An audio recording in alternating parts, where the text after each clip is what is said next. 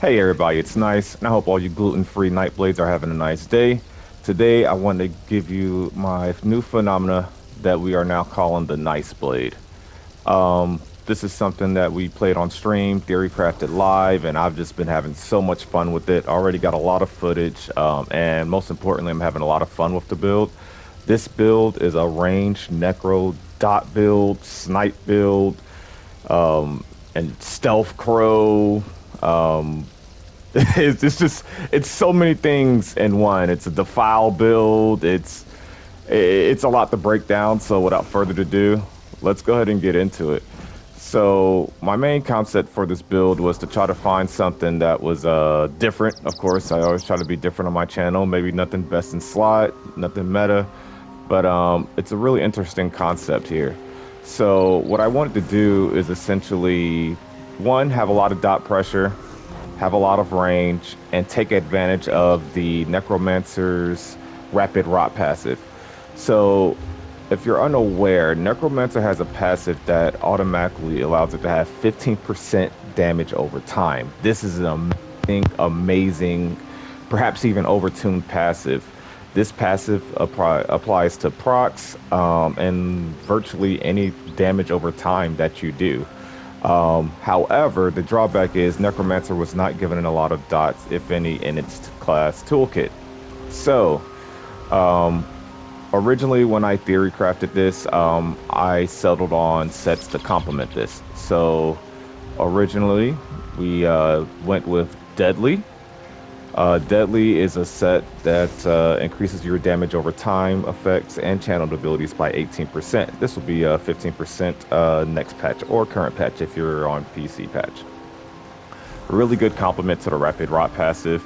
I felt like this is a staple of the build, so I did keep this set, but I did take it off the front bar and now have it on the body. I originally paired this with morag tong. Another goal that I was setting out to do was to get the biggest bow alt possible.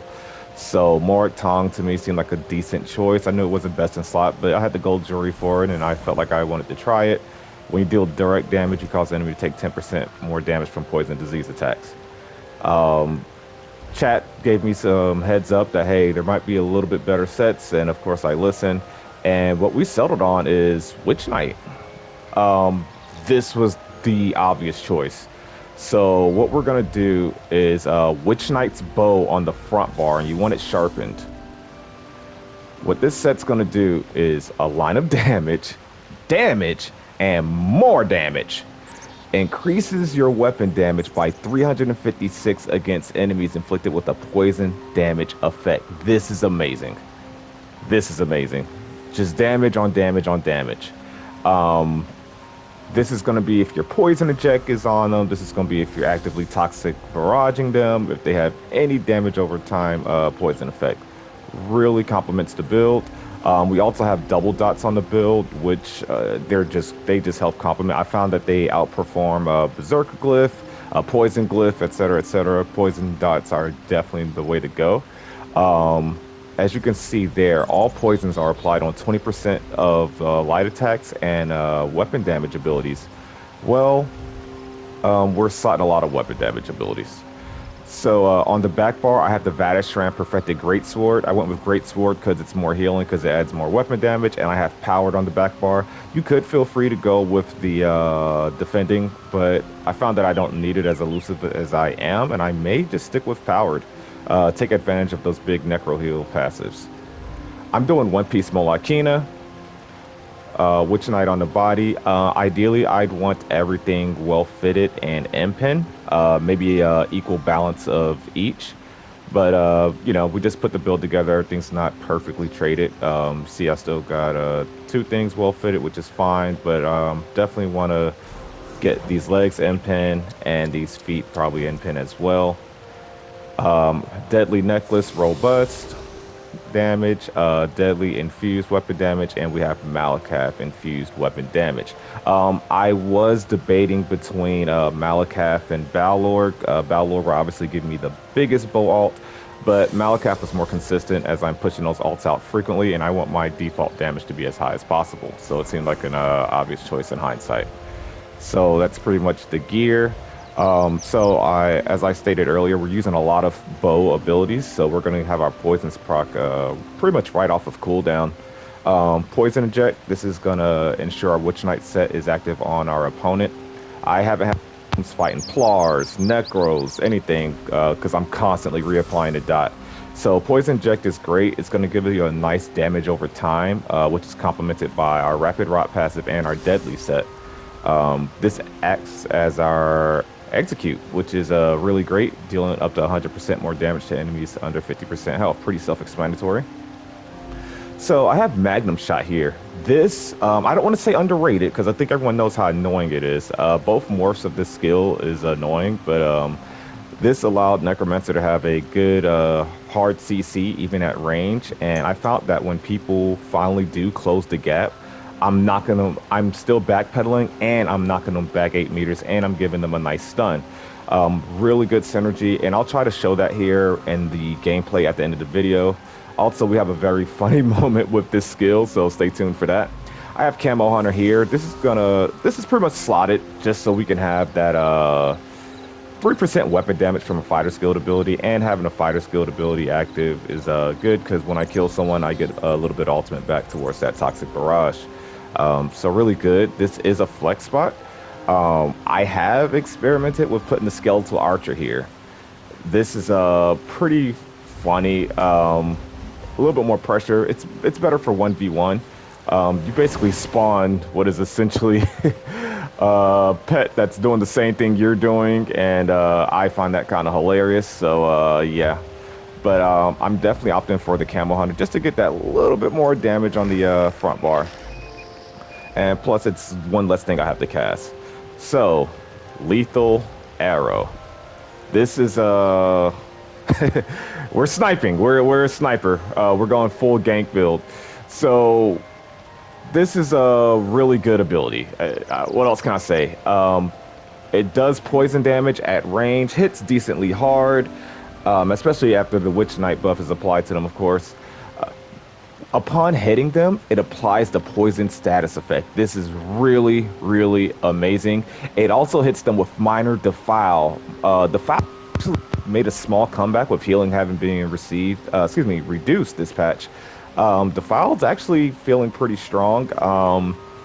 I've had necromancers complain that they couldn't heal against me. They thought their game was bugging out, but it's just because I have 2 different defiles with almost 100% uptime, I'd say, on this build. Because we're casting the Blast Bones, which, as you can see here, is going to put major defile on them. Major defile. So our Snipe's doing minor defile, our Blast Bones is doing major defile.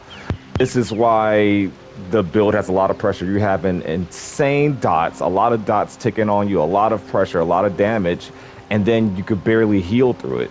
So that's amazing. We are using Toxic Barrage as our ultimate. I think I have a base 100k tooltip on this, and then it only gets stronger. It's a ridiculous ultimate, I know. And when you hit them with it, even if it's the first hit, basically that dot right there, that 50k over 8 seconds, unbuffed that is, that's constantly refreshed as soon as they're touched with the Toxic Barrage at all. I've had people die just from the dot after this. I've had people just not be able to out-heal this, out-survive this. Classes, especially without a cleanse, are really going to suffer. Taking this as well as 2 different defiles while poison inject is taking on them while they're stunned. It's just a lot of ridiculousness. Finishing up the skills, we have Beckoning Armor. This pulls them in. You could take this off, which I think I will be doing actually for the Summoner's Armor. That way your Blast Bone's a little bit cheaper. You get a little sustain, and then you are able to keep your distance from your opponent. You have Spirit Guardian. This is going to mitigate 10% of your damage. Even though you are a Necro, you have very low resistances. Feels kind of squishy on this build at times, but not really because, I mean, you're still a Necromancer. So, yeah, Rally, Vigor, Race Against Time. A very tanky Backbar. And we'll get more into that. And, oh, yeah, by the way, you can turn into Goliath if shit gets real. But that's a whole nother story. So that's the skills. Let's go ahead and get more into the build concept. So this is the NyceBlade. It's essentially me combining the Nightblade class with the Necromancer class. I'm having a lot of fun on this. we are utilizing Stage 4 Vampire. If you've never played with this, how I've never played with this, it's really fun. It's really fun. Now, I know Stage 4 has ridiculous drawbacks, but I am an Imperial. This is going to this is going to help mitigate that high cost that being a Stage 4 Vampire gives you. But we're using Stage 4 simply for this reduced cost of sprint, which helps us get out of situations, especially after popping our race against time. If we continuously sprint for 3 seconds, we become invisible. I can't tell you how valuable this has been and how fun it's been. And I'm going to link the stream where we first theory crafted the build. You may want to fast forward to when we added Witch Knights, but man, this made the build. It's amazing. I don't want to go in too much on this, but yeah. We're also using invisibility potions. Use tripods when you're in a pinch, but use the Alliance invisibility potions. They're best in slot. I have these right now. They give you a little health and as well as the 15 seconds of invisibility. This is pretty good because in Stage 4, you virtually have no health recoveries, which is okay because we're a Necromancer. We have very big heals. We pop our rally. We do our Stage 4 sprint. We come out.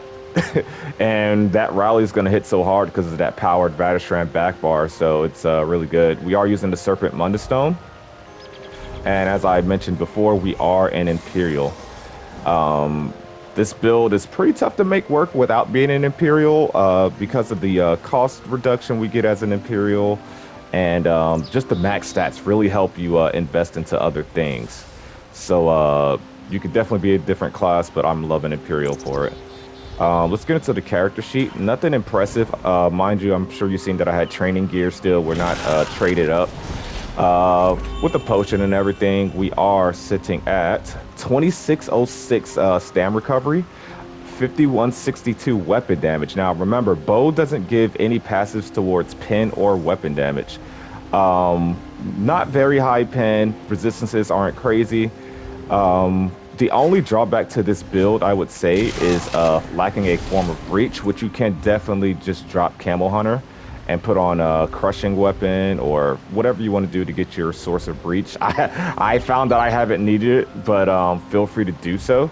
And if you want to, this is really good. And crushing weapon can work really well into your combo. And yeah, the showing off the Stage 4 sprint invisibility, you just sprint for a little bit and there you go. The cost of sprint is virtually nothing. You can do this as long as you have stam, as long as you don't change elevations like that right there. It'll maintain its speed, and by the time you even are broken out of invisibility, I mean, you got a potion ready, you got a rally ready to pop, you're keeping up your vigors. It's what else can I say? It's pretty good. I'm gonna have a lot of footage actually here at the end showing that off. And yeah, so let me go over what I typically do in combat, although you will see it. So snipe obviously can be used at range. What this is a channel, or excuse me, it has a cast time. An ability with a cast time, you can pre-cast abilities, similar to how Biting Jags has a channel time. If you have an ability with a cast time, you can pre-cast abilities. So this first example, I'm gonna snipe into a light attack. They'll virtually hit at the same time. And you see how often those double dots are gonna tick. So this next one, I'm gonna do a snipe into a light attack poison inject. They'll virtually all hit at the same time. Really quick burst, a lot of pressure, and this is gonna get our poison inject on them. A lot of people, once they see the damage and know what I'm doing, which it's pretty hard for them to know what I'm doing because it's a new build, but they'll start dodge rolling a lot, but you have to sustain to just keep the pressure on them. So I'd like to start off with a snipe, light attack, poison inject to go ahead and get my Witch Knight bonus on them, and then I'll do a snipe, light attack, knockback to keep the distance. And all this is after I cast my blast bone, so essentially it's going to look something like this.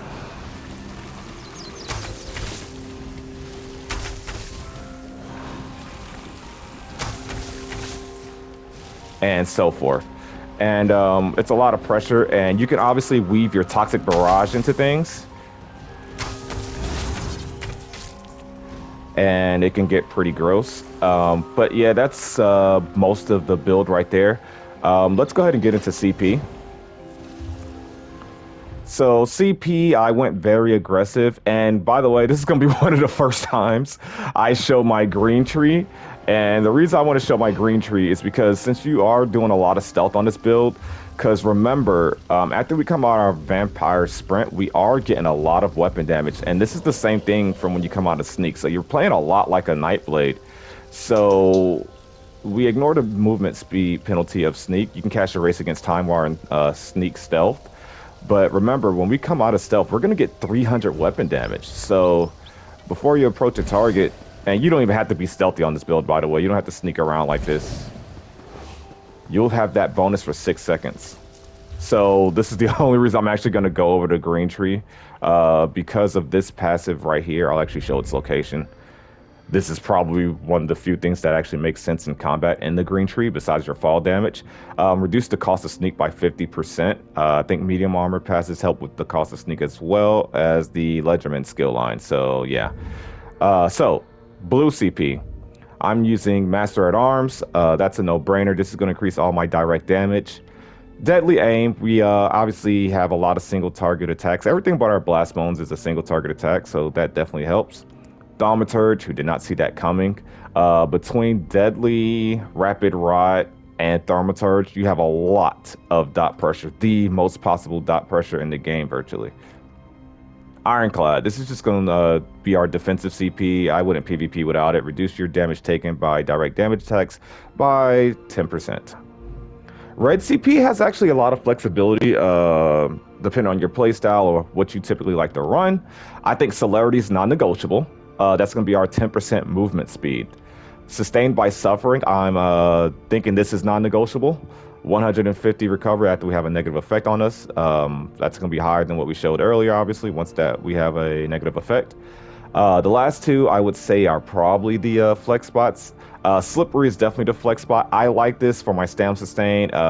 It helps me basically, once too many people outnumber me and I get in a sticky situation, I can sprint away, get some distance, turn around, and get back on the offensive. It's just really good for stam sustain. I always tell people Slippery is the equivalent of having every third CC be free, essentially. So I really like it for that reason.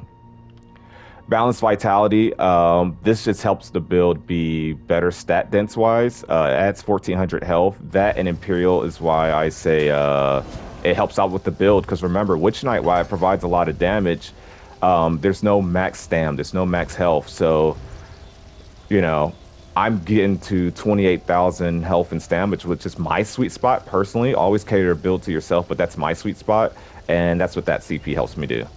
So that's pretty much it. It's better shown than told, because on paper this may not look amazing. So let's go ahead and get into some footage. I appreciate you all. Thank you for watching. Peace. All right, so we're going to get some examples of the build in here. So we're going to start off with a fight against a Stamplar.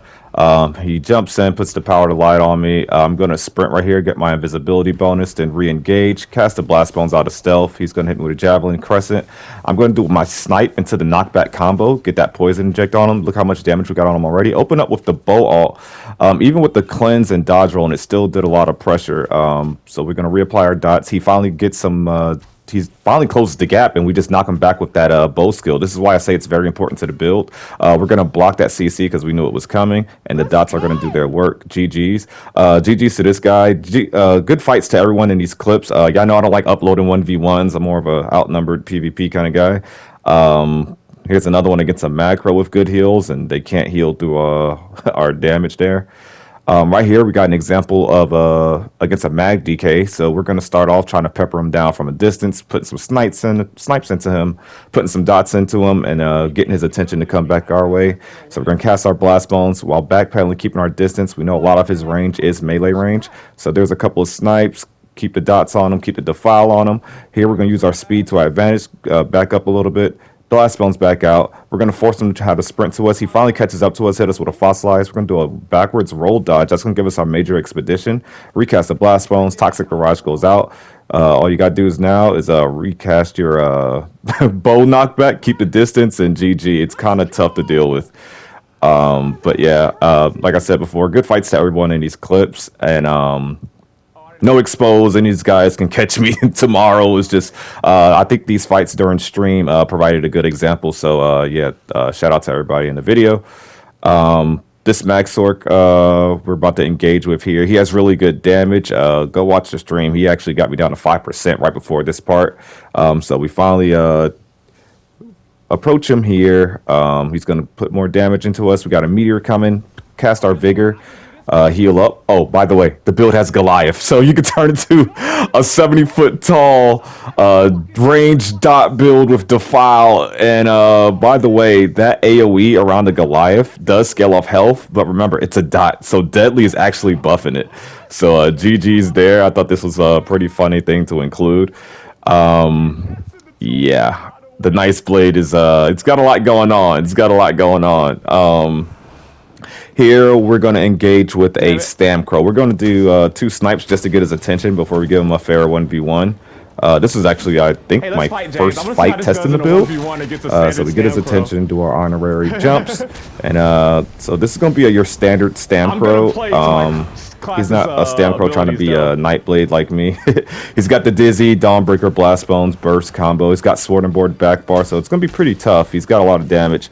So Beckon Armor pulls me in. I do a dodge roll immediately because I felt that Dawnbreaker was going to come. We're going to use our speed to our advantage, keep our distance. I already have to use a tripod. Got to keep those vigors up because remember, at stage 4, we do not have any health recovery, so it's very important. You're pretty good on your heals. We have great healing on the back bar, but that healing doesn't matter if you can't get to it. So we're going to cast our Blast Bones, try to get our Defiles back in. Remember, Stamcrow has a lot of healing and a lot of dot mitigation, so this was a good test of the build. We're going to get our Defile right before the bow ult, and that will do it. He's going to block, heal through it, but watch this. I thought that was a cool moment there. The Blast Bones was spawned behind him, and I used the knockback from the arrow to kind of push him towards the Blast Bone. So GG, I thought that was a good fight. Got to keep the dot pressure, and I'm actually glad I got these fights in. So here I'm burning the camp. Gonna take a leap immediately, race against time. Depending on our stage 4 invisibility to get us out of there, they're gonna give up. I didn't realize how much fun you Nightblades were having. I finally get it now when you're outnumbered and cloaking away. So this guy assumes we're gone, and he makes the mistake of getting on his mount, and then from there we just knock him out before he has a chance to get his buffs up. GG's. But I'm liking that I had a chance to test it against what I felt its kryptonite would be, and that would be Stamplar and Stamcrow. Stamplar has obviously a lot of healing. Stamplar has a built-in into its toolkit reduced damage from dots as well. You know, they have a dot buff, but they have reduced damage to it. So yeah, and then obviously the Plar with the cleanse was a tough challenge for us as well. So this is funny. I just thought this was funny to include. This guy's bagging one of my allies, so we give him some quick karma there, bag him back before we get the res on this guy right here. But yeah, right here we have another fight against a high damaging Magsork. Kind of minding our business over here. Everyone in the area is going to give us a fair 1v1. Shout out to everybody over here. He has good damage. He's going to put those frags into us, do a lot. Cast his Mage's Wrath. He does have an Atro down in the area, so we're going to choose to engage with him after he attacks us a couple times. Going to get that Blast Bones, cast it out. We need to keep our Defile on him. He has an Atronach. He has Engine Guardian. It's going to be a tough fight with high damage at range. What I'm going to do right here is get my tripod, see if I can Defile him after a couple of dodge rolls, keep those snipes on him, get that dot pressure and pressure those shields. So after that knockback, we're going to cast another Blast Bone. And once we get that Defile on him, time to hit him with the Toxic Barrage. And the shields will not be enough. GG's to this guy. And they can attack.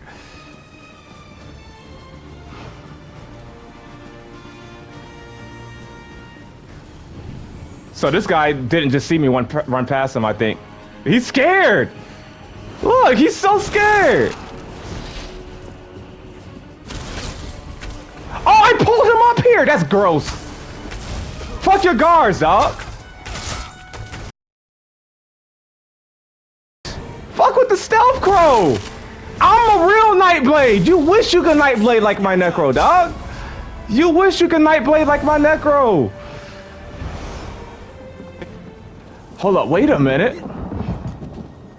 Hold up, y'all. Wait a minute. Hold up, y'all thinking what I'm thinking? Y'all thinking what I'm thinking? Hold up. Hold up. Let's go!